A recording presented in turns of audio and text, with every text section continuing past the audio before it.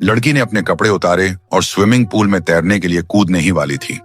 तभी उसने देखा कि पूल का पानी बहुत तेजी से जमकर बर्फ बनता जा रहा है। अन्ना को तुरंत एहसास हो गया कि कुछ गड़बड़ है। उसने फौरन अपने साथियों को पानी से बाहर निकलने के लिए चिल्लाकर कहा, लेकिन समस्या यह थी कि वे उसकी बात ठीक से सुन नहीं पा रहे थे। जब उन्होंने बर्फ को अपनी ओर बढ़ते देखा, तभी उन्हें खतरे का अंदाजा हुआ। सोचने का समय नहीं था। दोनों तेजी से पूल के किनारे की ओर तैरने लगे।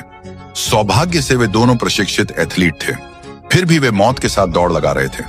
उनमें से जो थोड़ा धीमा था, उसकी निचली टांग एक ही पल में बर्फ में जम गई। यह देखकर अन्ना तुरंत उसकी मदद के लिए दौड़ी, लेकिन उसने जितनी भी कोशिश की, कोई फायदा नहीं हुआ।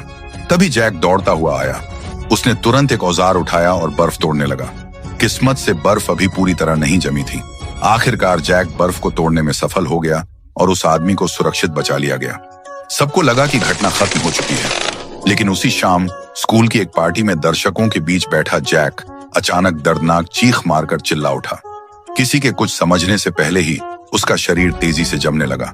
कुछ ही सेकंड में जैक पूरी तरह बर्फ के एक खोल में कैद हो गया। यह दृश्य देखकर वहां मौजूद सभी लोग दहशत में आ गए। बिना समय गंवाए उसके साथियों ने जैक की गर्दन के पास की बर्फ तोड़ी। फिर उन्होंने उसे एड्रेनालिन का इंजेक्शन लगाया, क्योंकि फिलहाल उसे जिंदा रखने का यही एकमात्र तरीका था। जब किसी को समझ नहीं आ रहा था कि क्या किया जाए, तभी एक लड़के को संयोग से एक अजीब सा डिब्बा मिला। उसके साथियों ने उसे देखते ही तुरंत नष्ट कर दिया। अगले ही पल जैक के शरीर पर जमी बर्फ में दरारें पड़ने लगीं।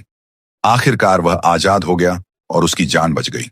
लेकिन किसी को यह नहीं पता था कि इस घटना के कारण जैक के भीतर एक शक्तिशाली अलौकिक क्षमता जागृत हो चुकी थी, और इसी शक्ति ने उसके मन में एक साहसी योजना को जन्म दिया।